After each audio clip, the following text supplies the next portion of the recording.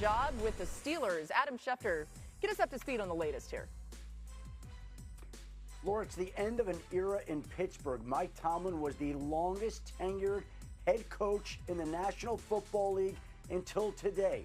Now he essentially leaves the organization, and he is expected to take some time off from football. He could be back as a broadcaster for the 26th season if that's what he wants to do. As some people believe, he could be an analyst on set. If not, he could take a year off, and then the Pittsburgh Steelers would control his rights and have to be compensated if another team wanted to hire him. As for the Pittsburgh Steelers, they now embark upon their fourth head coaching hire since 1969. I remember when they hired Mike Tomlin. So many people thought they were going to hire Russ Grimm and keep it within the Steelers family. The Steelers veered outside the expectation and the norm and hired the Vikings defensive coordinator, a young man in his mid-30s named Mike Tomlin that not a lot of people were familiar with. And they nailed that hire, and he went on to make his mark, coaching 19 seasons, never having a losing season in Pittsburgh, winning one Super Bowl. The Steeler fans would have wanted more Super Bowls, and they let their feelings be known this season that they would have liked him fired. And I think everything ultimately just wore on Mike Tomlin to the point that today at 2 p.m., he informed his team that he would be stepping down as the head coach of the Pittsburgh Steelers, a role he has had for 19 seasons. It is the end of an era in Pittsburgh. He deserves a ton of credit for what he was able to do for those 19 seasons. It did come to a screeching halt in a lot of ways. The Steelers 175 yards, their fewest in a playoff game since December of 1947 versus the Eagles. But that's that. Let's talk about the future, okay? And I'll just go ahead and say this, Adam, so you don't have to say it again. Marcus Freeman was brought up by Dan earlier. Adam says absolutely not happening. Adam, am I handling that correctly? Do you want to jump in here for a second before we get to more names? No, listen, it's a lot. Dan is logical to bring up the name. Yes. I absolutely do not expect Marcus Freeman to make the jump. The Steelers wouldn't be, if they do, they wouldn't be the first team that's checked on Marcus Freeman. He's made it pretty well known. He's not going to the NFL right now. Okay, so that's where we're at on that. That could always change. Dan's giving me side eye. I don't blame him. It's fine. He slapped himself. Mina, what? Come for me next. Yeah, okay. So Mina's got a name she wants to throw out. Well, Who is it? So first, I want to start by saying I personally like a lot of the defensive candidates in this cycle. I know. You've heard me mention I'm a big fan of Jesse Minter. I thought his defense put on a show that was excellent this weekend. Robert Saleh, God, what a case he's made for himself working with that, right? Those injuries. And then Brian Flores, I think, is one of the 2 or 3 best defensive minds in the world. And you don't forget, he spent a year with Pittsburgh, so there's a relationship there, even when he was suing the league and whatnot. Okay, so all that said, while I like those guys for a lot of jobs, personally, if I'm a Steelers fan who has not watched a competent offense since, like, Game of Thrones was on, would love to bring in an offensive. 2018 was last time they got, like, top 10 quarterback play. Okay, I would love for them to bring in an offensive mind, personally, just because they're going to have to make a decision at the quarter. They're going to go younger at the quarterback position, whether it's in the draft or elsewhere, if not this year, next year, et cetera. Unfortunately, there aren't as many good offensive minds out there. You know, Stefanski, I'm giving a call. Here's the thing I'm going to throw out, and Adam. Wait, put her back on camera for her to say this. Sorry, it was very long-winded. No. Here's the thing I want to pitch, and Adam, you can jump in and shoot me down like you did Dan.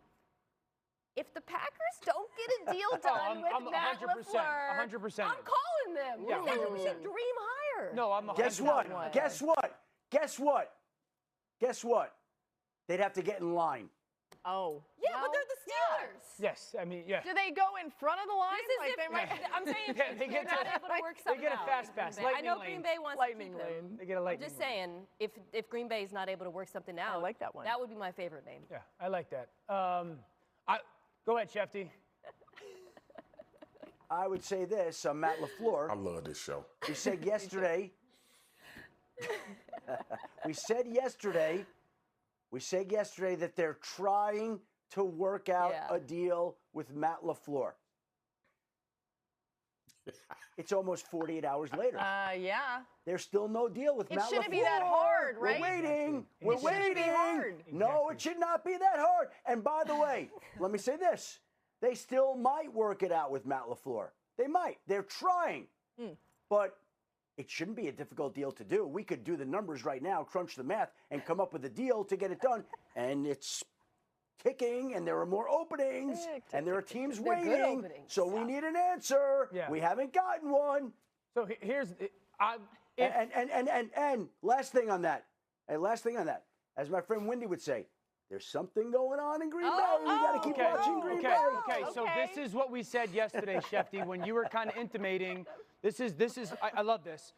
When you were saying trying to work out a deal, my response when we were on the show was, this is easy to get done.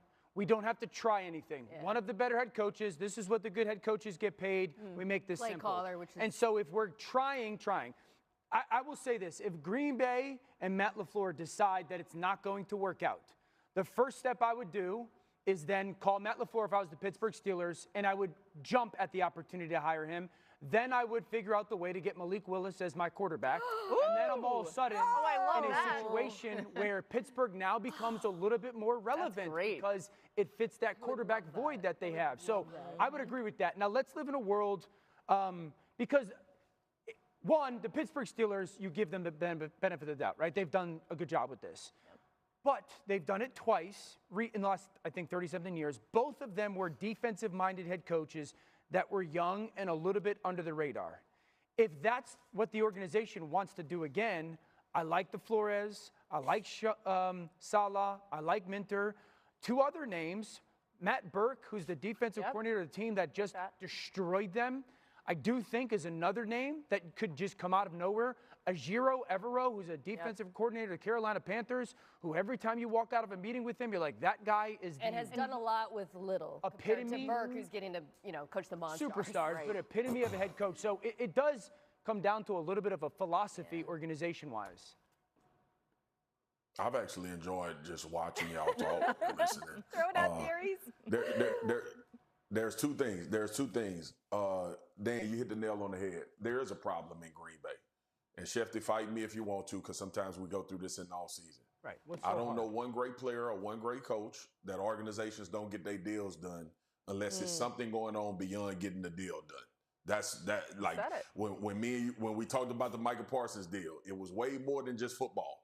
Because when you look at the results and you look at what he's done, like you said, this should have been very easy to get Matt LaFleur done. First of all, if you regard Matt LaFleur like we regard him, or like most of the league regard him, you wouldn't let him get in this last year of the contract. Now, I know there's a way that Green Bay does business and they don't pay coaches the inordinate amount of money, but this is 2026 now, and you got to pay coaches an inordinate amount of money when they really good at what they do. All right, so that's one thing. The other thing is this. D.O., the Pittsburgh Matt LaFleur and Malik Willis thing would be a godsend because we really all believe that Malik Willis is on the uptick and being one of those guys that eventually can be a really good starter in this league based on what we've seen him do in his role with Matt LaFleur when Jordan Love hasn't been available. And I go back to something y'all said about hiring the defensive guys. This is a completely different league then. It was a completely different league. The league was based on defense. It was based on running the football and being able to defend and stop the run. You think about the teams that Mike Tomlin inherited, those were line of scrimmage physical football teams that won games. And obviously we remember the passes to Plexico and we remember the passes to all of these guys. But ultimately the Pittsburgh Steelers, and I know this because I was playing in Dallas at the time, the Pittsburgh Steelers was built at the line of scrimmage. That is the identity that they wanted, and Mike Tomlin fit that as well as anybody with how he thought about the game of football. It's different now. It's an offensive league. And I know it's crazy to say that after what we saw Houston and what we see in Seattle do, but you got to be able to put points on the board. And I think the Matt LaFleur thing is great. One last name, and I'm going to throw it out there because we're having fun on this show. Yeah. Ooh. And I know that he just signed a new contract. Signetti out of Indiana. Oh. I think his personality would fit with Pittsburgh. Now, I'm not sure how all of that business part goes, but what I've watched this dude do with a university that was absolutely not even thought of potentially ever winning a national championship in this landscape of college football, and the rapport that he has as a head coach and what he's done with this team, I think would make him a very enticing hire, especially with a franchise that loves stability. There's a lot I want to get to here. I don't even know where to start. We'll start with Kurt Cignetti. His name has come up a bunch of times. People have pushed the name. I have not heard an NFL team yet talk about approaching Kurt Cignetti. That doesn't mean it can't happen, but I have not heard that be an active option for a team. As for the Steelers and their tradition and history, you're right. They've gone defense the last couple of times. I think Bill Cowher was defense and special teams when they hired him.